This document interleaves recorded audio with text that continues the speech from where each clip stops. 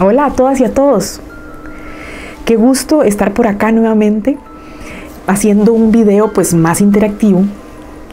La idea básicamente que he tenido desde hace ya un tiempo atrás ha sido el poder desarrollar un compartir más fluido con todas aquellas personas que de una u otra manera se han comunicado conmigo y me han transmitido sus inquietudes.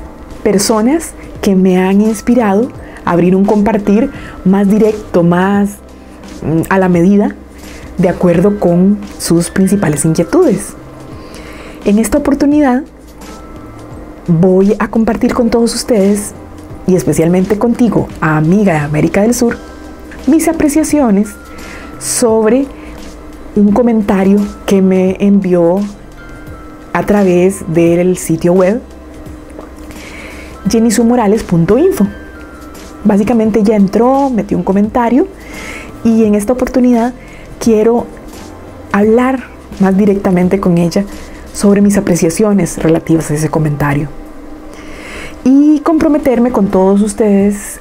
Ya tengo varios allí acumulados y pues ir estableciendo esta comunicación más directa y de paso ojalá puedan servir estos compartires que vamos a desarrollar con personas que estén atravesando situaciones similares. Hola, me siento adicta a los azúcares y las harinas refinadas. Desde hace un tiempo empecé un proceso de recuperación de adicción a las personas y ahora me doy cuenta que lo trasladé a la comida. Pienso, sueño y vivo pensando en ello. Me siento mal de salud, aumenté mucho de peso y cuando no como azúcar estoy de pésimo humor. Siento que trasladé una adicción por otra. A veces siento que voy a poder y al rato vuelvo al mismo círculo. Ya hice tratamientos, terapias, etc. Y vuelvo a llenar mis vacíos con comida, grasa y azúcar. Muchas gracias por tu compartir. Un gran saludo de corazón a corazón. Bueno, pues aquí en mi libreta anoté algunos puntos, específicamente 5 puntos, que quiero conversar más ampliamente para poder atender a plenitud los elementos que desarrolla la amiga de América del Sur en su compartir. Primero que todo, decirle que la entiendo completamente. Te entiendo completamente. Y lo entiendo no solo porque esté dando lectura y entienda lo que estás diciendo, sino porque lo he vivido en carne propia.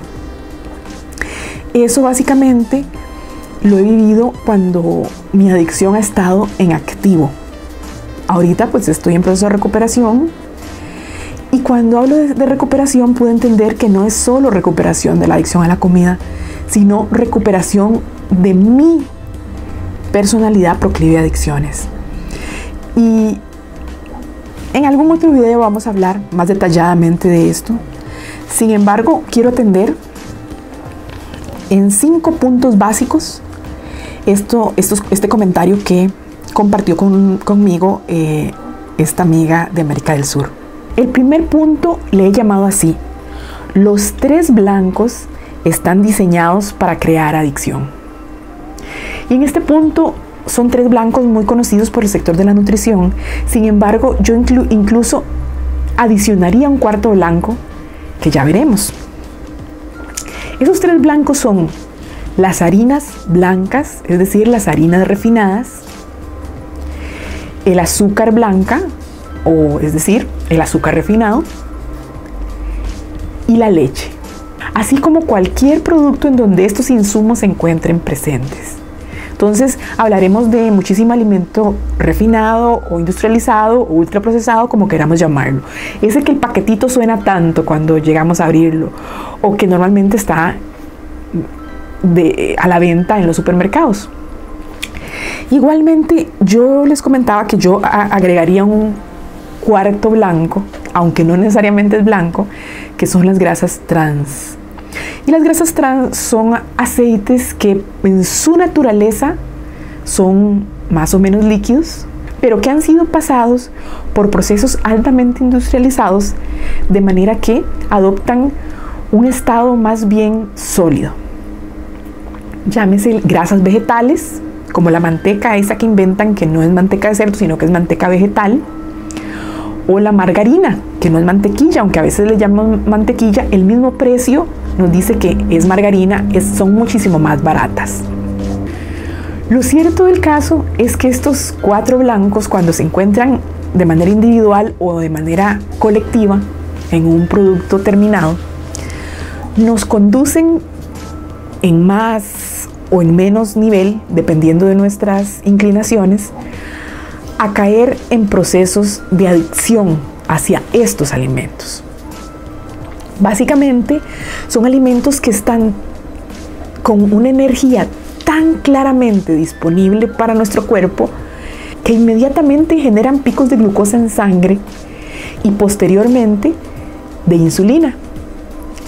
Esto hace con el tiempo y con su consumo continuado que nos vayamos volviendo intolerantes a la insulina. Hay demasiada insulina en nuestra sangre, entonces ya no se sabe qué hacer con ella y lo que se hace es no consumirla.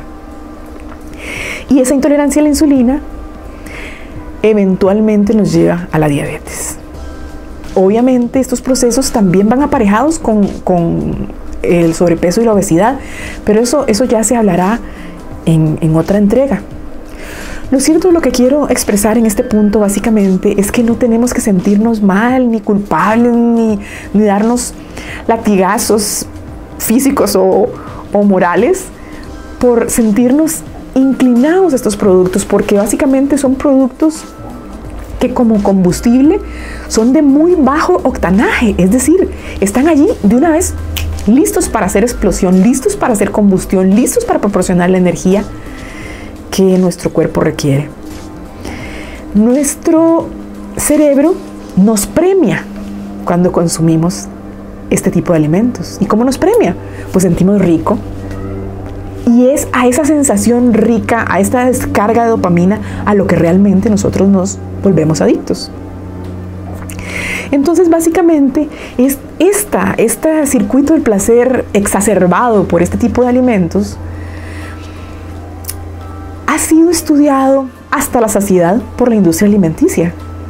Y ya más recientemente se ha empezado a popularizar su estudio en las ciencias de la salud y de la nutrición. Entonces, lamentablemente, la industria alimenticia va kilómetros y kilómetros adelante, desarrollando productos que satisfagan esta necesidad y nos hagan explotar al máximo nuestro circuito del placer. Lo que quiero transmitir es que no nos sintamos culpables, sino que entendamos que estos alimentos están diseñados para provocar adicción en muchas personas. Mi invitación o el tip que ofrezco es un tip fundamental y se llama reducción de daños. Es la primera escala para poder salir de la adicción a este tipo de alimentos. ¿Qué implica la reducción de daños? Pues implica no una eliminación radical, sino una sustitución paulatina. Eventualmente, en etapas posteriores, probablemente tengamos la necesidad de eliminar incluso las versiones más saludables de estos alimentos. Pero en esta primera etapa, lo fundamental es aprender de manera cariñosa, amorosa, respetuosa, a ir sustituyendo este combustible de bajo octanaje por combustible de muy alto octanaje. La harina blanca por la harina integral, el azúcar blanco por azúcares lo más naturales posibles, que sea posible y que tu presupuesto lo permita. Pero yo en general preferiría invitar a las personas que amen mucho la leche a que se trasladen a los lácteos. A los lácteos, entre más añejos, entre más fermentados, mejor. Porque además generan ciertos procesos a lo interno muy interesantes, de los cuales hablaremos en alguna oportunidad. Y las grasas, apostar por las grasas, primero tipo aceite de oliva, bien naturales, de primera prensada, ojalá lo más vírgenes que podamos.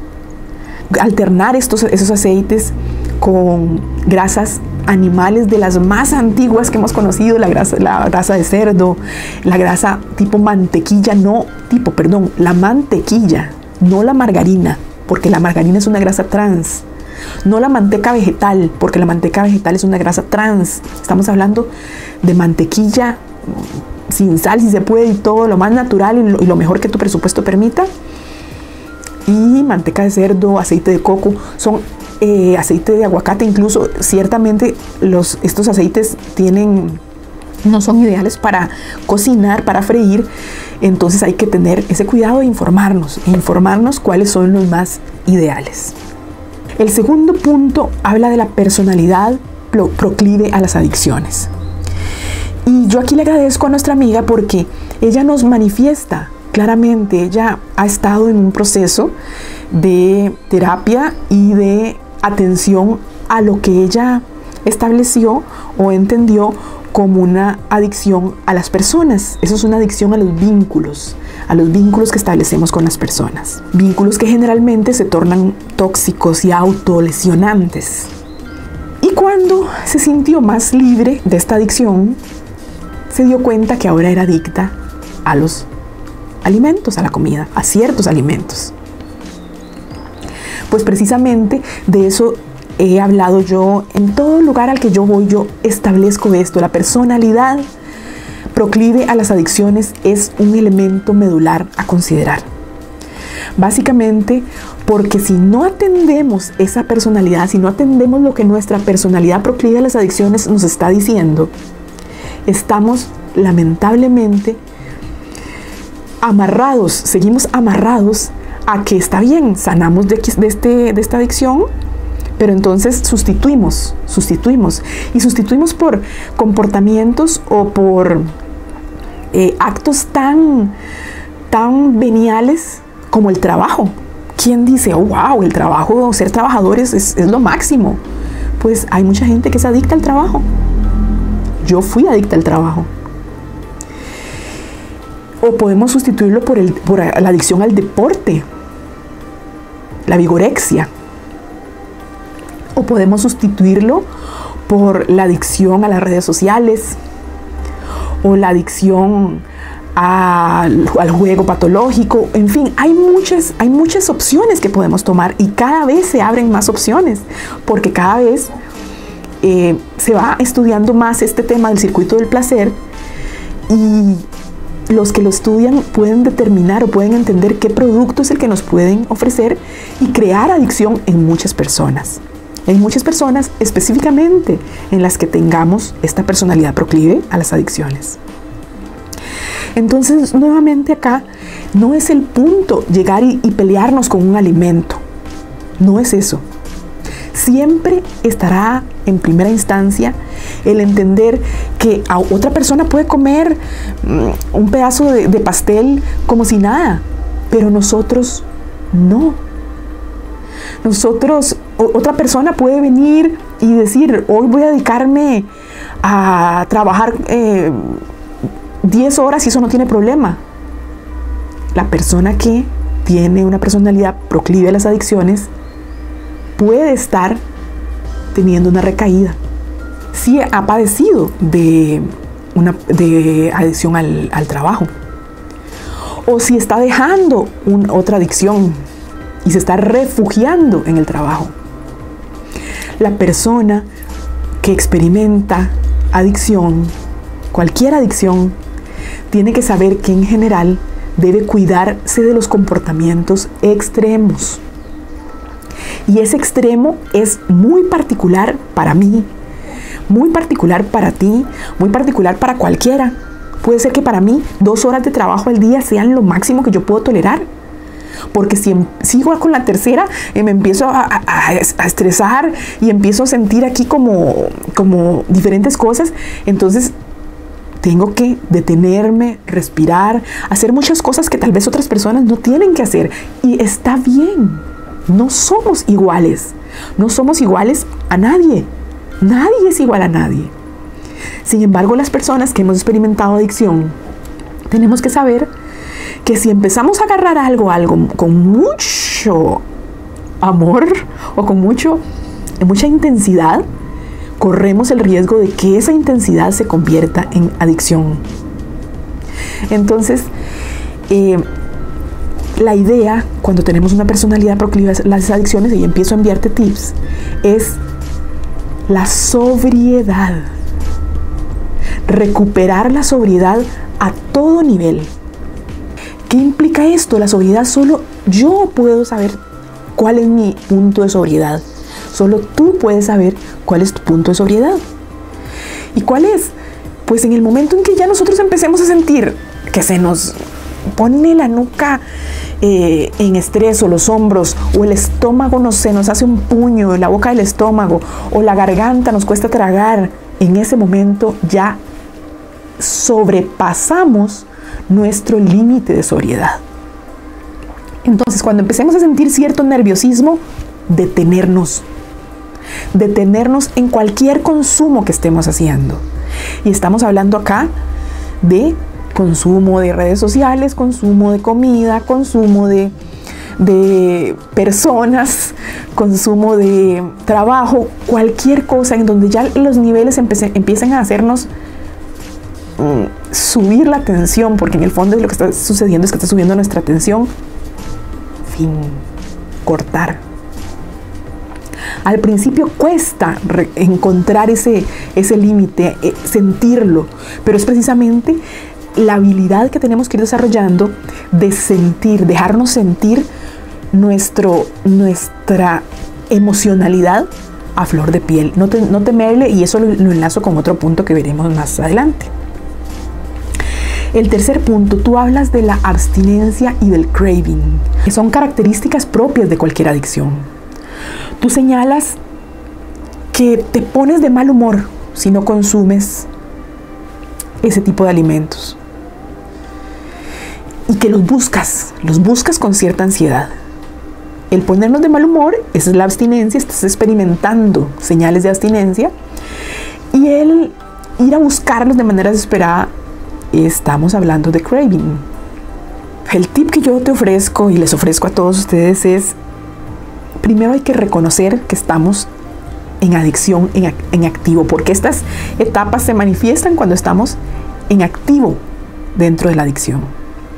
Y al reconocerlo, entonces podremos sentir también estas etapas en nuestro cuerpo y proporcionarnos la reducción de daños. Y la reducción de daños es lo mismo que hablé en el punto 1. Cambiar harina blanca por harina integral, azúcares blancas o refinadas por azúcares enteras. Eso es un primer paso. En el fondo es limpiar poco a poco nuestro organismo de estos alimentos que son tan altamente adictivos y que tienen tantísimo sabor que nos hace que no encontremos sabor ni siquiera en otros alimentos. Entonces, nuevamente, de forma paulatina, cariñosa, respetuosa, ir sustituyendo. Y una vez que sustituimos, no regresar, quedarnos allí y avanzar hacia la sustitución del siguiente alimento y avanzar hacia la sustitución del siguiente alimento. Y después, cuando estemos, eso nos va a ir dando fortaleza, autoeficacia. Y eso significa que nos va a hacer sentir, yo puedo. Pues sí, vamos caminando suavecito. Como decimos por acá, vamos a escribir esto despacio y con buena letra. Y en función de esta escritura despacita y con buena letra, pues todo va a quedar mejor. Cuarto punto. Mencionas acá que, cuando haces un consumo, de pronto el ciclo se repite. Tú señalas ahí, el ciclo o el circuito o el círculo se repite. Pues tienes toda la razón. El circuito de la adicción empieza siempre con un trigger o disparador emocional. Luego entramos en craving, que es esa desesperación. Luego creamos un ritual que ya tenemos cada uno muy integrado. Ese ritual nos lleva al consumo. El consumo nos lleva a la culpa. Y la culpa se convierte por sí sola nuevamente en un trigger emocional. Algo que nos impulsa a comer nuevamente o a consumir nuevamente porque nos sentimos insuficientes, nos sentimos como unos perdedores, nos sentimos como incapaces de hacer un cambio con no suficiente fuerza de voluntad, etcétera, etcétera. Ya todos sabemos de lo que estamos hablando. Pues precisamente es un ciclo que hay que aprender a cortar. No voy a decir a romper, porque acá nada queremos hacer con furia, no, es a cortar, a atravesar. E irónicamente, el mejor momento para poder interrumpir este ciclo es cuando estamos de bajón, cuando sentimos la culpa o cuando se da cualquier evento en nuestra vida que nosotros interpretamos como ese trigger o como ese disparador emocional. Me explico con un ejemplo. El ejemplo esencial: acabo de darme un atracón y minutos después de que acabe el atracón yo ya me siento mal, ya me siento culpable. Entonces esa culpa se convierte nuevamente en un disparador para el siguiente episodio de consumo. Entonces cuando yo me siento así re mal, yo recuerdo: ¡hey, alto! Esto es un ciclo, mi amor. Esto es un ciclo. ¿Qué tal si me detengo aquí? ¿Qué tal si ya asumo que aquí ya, pues sí, consumí? Pero eso no significa que tenga que conectarme con la siguiente sesión de consumo. Significa que tengo que recuperar la sobriedad. Quedarme en paz, lo más aislado o aislada que pueda, e interpretar lo que sucedió. ¿Qué pasó? ¿Cómo se inició anteriormente mi consumo, que acabo de experimentar? Sentarme a anotar y decir: mira, pasó esto y esto, y ante estas situaciones yo me sentí de esta manera, y ese sentimiento es el que me hizo dispararme a consumir. Perfecto. Eso es lo que nos trae como verdadero regalo cada evento de consumo. La oportunidad de poder mirarnos, entender ante qué situaciones nos comportamos con mayor vulnerabilidad. Y una vez que entendemos esto, podemos diseñar acciones nuevamente que sean más amorosas, que reduzcan el impacto negativo en nuestra vida. Algunas personas salen a caminar, entonces dicen, y ese es mi caso, si yo me siento muy estresada, yo digo: hey, cortemos y nos vamos a caminar.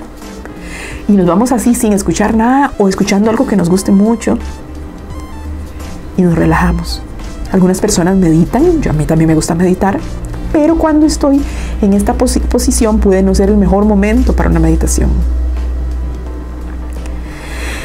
O puede que necesite escribir, o puede que necesite comunicarme con alguien de mi grupo de apoyo. Es importante hacernos de un grupo de apoyo, no necesariamente es familia, no necesariamente es familia. Generalmente tiene que ser gente que haya pasado por lo mismo, que pueda entender realmente lo que estamos hablando y que pueda sentir la inclinación por tomar un tiempo y apoyarnos, porque hoy por ti, mañana por mí. Pues bueno, la idea es primero entender qué fue lo que ocurrió y diseñar mecanismos de respuesta más saludables. El quinto punto tiene que ver con los vacíos. Tú señalas: siempre vuelvo a llenar mis vacíos con comida. Pues según el anterior, ¿cuáles son esos vacíos? ¿Por qué necesitas llenarlos? Antes de entenderlos, primero tomémonos el cariño y el amor personal de permitirnos explorar en esos vacíos. ¿Qué es lo que hay allí? ¿Qué hay? ¿Por qué hay vacío? ¿Qué implica ese vacío? Antes de tratar de saturarlo, no es con comportamientos o con acciones o con alimentos que realmente nos proporcionan un daño más que un beneficio, ¿qué tal si nos dejamos caer en ese vacío? ¿Crees que nos vamos a morir? No. Somos sumamente fuertes, más fuertes de lo que creemos. Y siempre cuando nos permitamos explorar en ese vacío, nos vamos a dar cuenta que ese vacío simplemente es una interpretación. Ese vacío tiene que ver con nuestros sentimientos, y aquí voy a ponerles una fórmula que dice emoción más pensamiento igual sentimiento. ¿Qué quiere decir esto? La emoción es algo natural, es innato a todo ser viviente prácticamente. La ira, el miedo, la alegría, son emociones inmediatas que ante un evento o ante una situación surgen, no hay nada que hacer con ellas. Sin embargo, sí hacemos algo, y es que a esa emoción que está surgiendo la unimos a nuestra historia de vida, a nuestros pensamientos, y a partir de eso surge una interpretación que son los sentimientos. ¿Por qué es importante esa fórmula? Esa fórmula es muy importante porque en realidad lo que está ocurriendo afuera no nos está ocurriendo. Lo que está ocurriendo afuera está ocurriendo. Muchas veces lo que está ocurriendo en nuestro cuerpo no nos está ocurriendo. Simplemente está ocurriendo. Ejemplo. Si yo consumo un alimento de alto índice glucémico, háblese, qué sé yo, de un caramelo, el nivel de azúcar en sangre y de insulina, por tanto, en mi cuerpo se dispara. Yo puedo interpretar eso. Vamos a ver qué está ocurriendo. Una emoción, emoción o un hecho. Yo puedo sentirme en una primera instancia ante eso que pruebo con el glucómetro. Veo que mi azúcar se subió y yo puedo sentirme asustada. Me dio susto. Ay, Dios mío, se me subió un montón. ¿Está bien? Pero ¿qué hago yo? Yo agarro mi arsenal de pensamientos y le sumo a lo que está ocurriendo interpretación. Esto es malo, eres una perdedora, no tienes disciplina, y eso me hace sentir de una manera, generalmente llena de vacío, incapaz. ¿Qué tal si yo sobre este mismo evento vengo, me asusto, se me subió el nivel de azúcar en sangre y con ello mi insulina, hice un pico de diabetes? Y ese pensamiento que inmediatamente me viene, loser, incapaz, todos esos pensamientos que nos vienen, digo, ok, ¿qué fue lo que comimos? ¿Qué fue lo que comimos? A un confite, ok. Victoria. Ya sabemos de un alimento específico que nos dispara los niveles de insulina. Este alimento deberíamos evitarlo la mayor parte de nuestra vida. ¿Queremos un dulce? Frutas. El impacto podemos seguirlo midiendo y viendo cuál es la comparación, nuevamente como decíamos antes en el ejemplo, de una fruta versus un dulce altamente procesado. Y entonces podemos utilizar lo que está ocurriendo como una desgracia que nos lleva hacia lo peor de lo peor que somos supuestamente, o convertirlos en experiencias, convertirlos en autoconocimiento que nos lleve a un respeto, a un cariño y a un amor mayor hacia nosotros mismos. En este punto, amiga de América del Sur, yo quiero invitarte a que investigues un poquito sobre los estoicos. Los estoicos, te resumo, fueron un grupo social, un grupo filosófico que durante muchos años en el pasado, en el muy antiguo pasado, fueron muy respetados irónicamente, ellos, las doctrinas de ellos en estos días tal vez no tienen ni siquiera una lógica si consideramos la forma en la que hoy por hoy pensamos. Pero es tan importante ser un poquito estoico. Los estoicos se preparaban para lo peor. Mi invitación es a que saquemos pequeños momentos de nuestro día y nos proporcionemos displaceres pequeños y voluntarios. ¿Qué significa esto? Puedes decir, pero ¿qué me está diciendo? ¿Qué me está diciendo? Ok, te estoy diciendo lo siguiente. Volvamos al concepto de la comida. Resulta que yo tengo acá la posibilidad de comerme un trozo de pastel.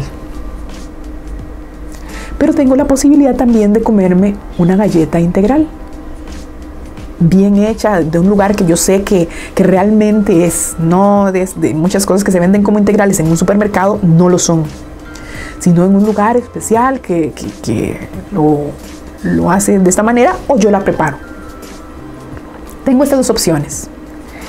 ¿Qué es más placentero? Pues obviamente el pastel es más placentero. Pero yo no me voy a morir por consumir la galleta integral. Es más displacentero o menos placentero. Pero yo me proporciono ese pequeño displacer, esa pequeña dosis de displacer por hoy.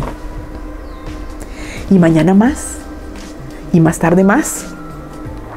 Y así empieza uno a hacer actividad física, porque al principio a uno no le gusta mucho salir a hacer su actividad física. Y siempre mi invitación es, haz un poquito, solo lo necesario para sentirte incómodo, y suspende. Y la siguiente vez vas a tener más fuerza, vas a llegar más lejos. Y la siguiente vez más. Proporciónate pequeñas dosis de displacer. ¿Por qué? Pues porque esto es el aprender poquito a poco a lidiar con una frustración. Cuando nos proporcionamos frustraciones voluntarias, cuando sobrevenga una frustración involuntaria, tendremos más callo para enfrentarla y no correr hacia un consumo, sino aplicar las mismas técnicas que individualmente habré desarrollado para que no caer rendida ante una adversidad. Entonces, practicar. Esto es como el ejercicio, es como la meditación, es como el vivir en compañía, con una relación. Hay que practicar todos los días. Hay que hacer pequeñas cosas todos los días. El estudiar, hay que estudiar un poquito todos los días. De manera que cuando venga el examen grande, estemos preparados. Bueno, creo que más bien me pasé, fue muy largo, pero en realidad me sentí muy inspirada a compartir contigo, especialmente amiga de América del Sur, y con todas aquellas personas que estén experimentando una situación similar, estas reflexiones que nos ayuden a no sentirnos tan mal, a no flagelarnos, porque recordemos que si nos flagelamos y nos sentimos culpables y tal, en realidad lo que estamos es construyendo el siguiente trigger emocional para nuestro siguiente consumo.